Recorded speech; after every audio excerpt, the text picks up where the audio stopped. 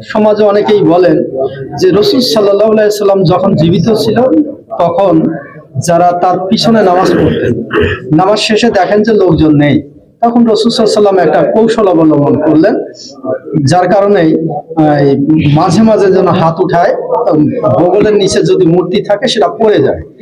নাউজুবিল্লাহ। রাসূল সাল্লাল্লাহু আলাইহি সাল্লামের পিছনে নামাজ পড়তেন বগলে মূর্তি নিয়ে, এটা আমার কাছে মনে হয় অবিশ্বাস্য এবং হাস্যকর এবং একেবারেই মিথ্যাচার বলে মনে হয়।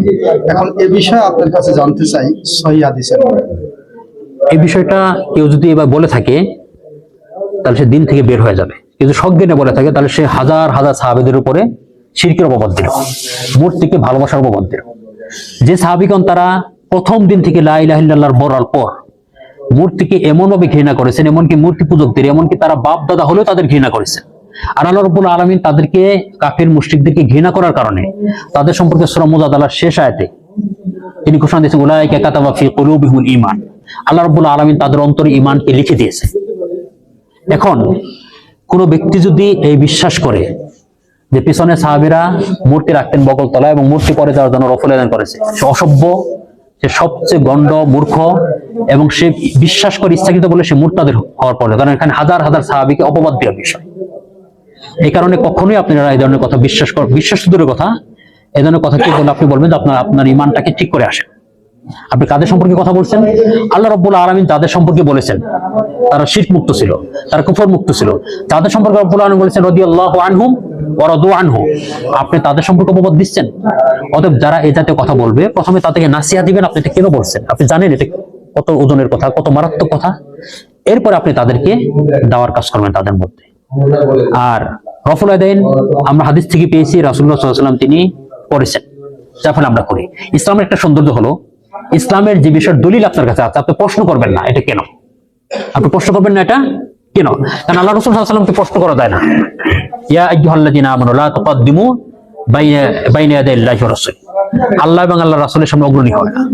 আর আল্লাহ রাব্বুল আলামিন যে বিধান দিয়েছেন, আল্লাহ রাব্বুল আলামিন তিনি ঘোষণা দিয়েছেন লা ইউসআলু আম্মা ইয়াফআলু ওয়া হুম ইউসআলুন। আল্লাহ রাব্বুল আলামিনকে প্রশ্ন করার সুযোগ নেই, প্রশ্ন তাদেরকে করা হবে। আমাদেরকে আল্লাহ তাআলা প্রশ্ন করবেন কেন আমল করলাম কেন করলাম না। তাহলে ইসলামের বিধানগুলো আমরা যখন বিশুদ্ধ দলিলের আলোকে আমরা পাবো, অন্ধের মতো আনুগত্য করব, এখানে কোনো প্রশ্ন করার কোনো অবকাশ নাই। তো রফল আদাইন কেন, আমরা কেন সালাতে দীর্ঘ সময় দাঁড়িয়ে থাকি, আল্লাহ তাআলা আদেশ দিয়েছে। কেন রুকু করি, আল্লাহ তাআলা আদেশ দিয়েছে। কেন সিজদা করি, আল্লাহ তাআলা আদেশ করেন। সালাতের পদ্ধতি এটা। রফল আদাইন কেন করি, আমরা সাক্ষ্য পেয়েছি, সাহাবীগণ বলেছেন আমরা আল্লাহ রাসূল সাল্লাল্লাহু আলাইহি ওয়াসাল্লামকে রফল আদাইন করতে দেখেছি, আমরা রফল আদাইন করি।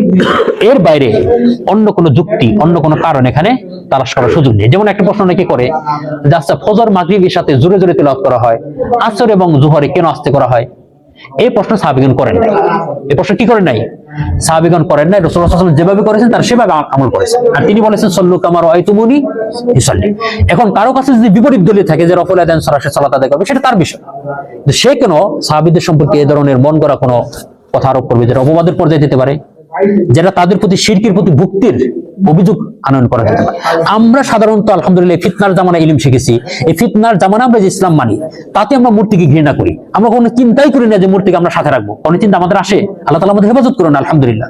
আর আপনি অপবাদ দিচ্ছেন সাহাবীদের সম্পর্কে, আল্লাহ তাআলা আমাদের হেফাজত করুন এই ধরনের শয়তানি মন গড়া উদ্ভট কথাবার্তা থেকে।